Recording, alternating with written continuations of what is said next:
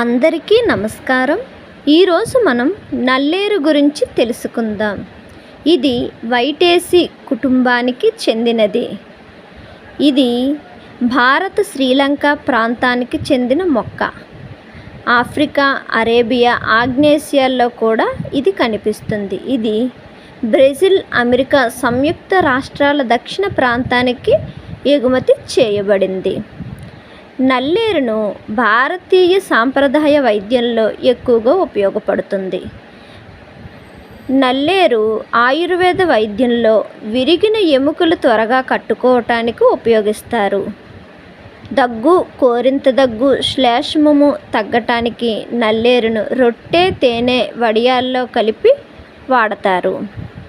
నల్లేరును సంస్కృతంలో వజ్రవల్లి, చతురార్ధ, ఆస్తి సంధాన అని పిలుస్తారు.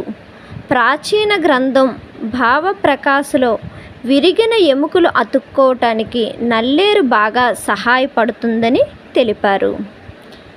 నల్లేరు ఎక్కువగా పల్లెటూరుల్లో, పొలాల్లో, రోడ్డు పక్కన డొంకల్లో ఉంటుంది. నల్లేరు తీగలాగా ఉంటుంది. సాధారణంగా ఇది 1.5 మీటర్ల ఎత్తు పెరుగుతుంది. దీని కాండం చతురస్రాకారంలో ఉండి 8 నుండి 10 సెంటీమీటర్ల దగ్గర గునుపు ఉంటుంది. ఆ గనుపు దగ్గర వేరు మరియు ఆకులు వస్తాయి. నల్లేరులో carotenoids, calcium, vitamin C, calcium oxalate, selenium, chromium, vitamin B సమృద్ధిగా ఉంటాయి. నల్లేరు ఎముకలలో దృఢత్వం పెంచటమే కాకుండా ప్రక్కన ఉండే కండరాలకు శక్తిని కలిగిస్తుంది. ఇది కాక దీనిలో నొప్పి నివారణ గుణాలు అధికంగా ఉన్నాయి. ఆస్పిరిన్ మాత్రకి సమానంగా నివారణ గుణాలు దీనిలో కలిగి ఉన్నాయి.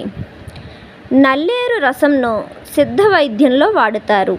నల్లేరులో యాంటీ బ్యాక్టీరియల్, యాంటీ ఫంగల్, యాంటీ ఆక్సిడెంట్లు పుష్కలంగా ఉన్నాయి. నల్లేరు రసం రక్తహీనత లేకుండా కాపాడుతుంది.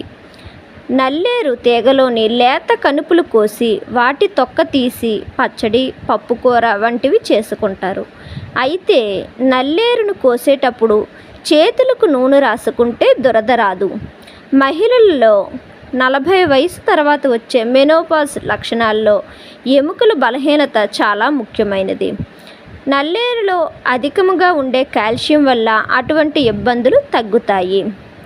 ఆస్టియోపోరోసిస్, ఎముకలు గుల్లబారటం, చిన్న దెబ్బలకు ఎముకలు విరగటం వంటివి రాకుండా నల్లేరు మనకు ఎంతగానో ఉపయోగపడుతుంది.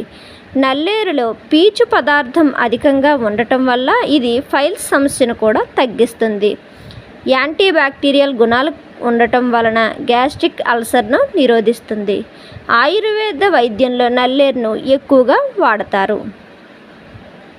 నల్లేరు గుజ్జు తీసి 10 మిల్లీమీటర్ల నీటిలో కలిపి తాగాలి. ఇలా 4 రోజులు 2 సార్లు తాగితే రోజుకి 1 వంతు నల్లేరు గుజ్జుకు 3 రెట్లు బియ్యం కలిపి తగినన్ని నీరు పోసి రోట్లో వేసి మెత్తగా నూరుకోవాలి.